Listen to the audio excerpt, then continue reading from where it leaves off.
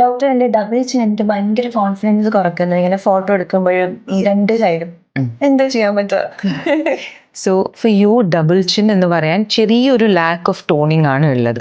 അത് നമ്മളൊന്ന് ടോൺ ചെയ്ത് സ്കൾപ്റ്റ് ചെയ്തെടുത്ത് കഴിഞ്ഞ് കഴിഞ്ഞാൽ your this concern that is ഇടയ്ക്ക് മാത്രം വിസിബിൾ ആവുന്ന ഈ ഡബിൾ ചിൻ എന്നുള്ള കൺസേൺ ഉണ്ടാവില്ല, എനിക്ക് നല്ലോണം അത് ക്ലിയർ ആവും. സോ ഇതിന് നമ്മൾ ചെയ്യുന്നത് എന്താണെന്ന് വെച്ച് കഴിഞ്ഞാൽ RF എനർജി എന്ന് പറഞ്ഞിട്ടുള്ളൊരു ട്രീറ്റ്മെൻറ്റ് ആണ് ചെയ്യുന്നത്.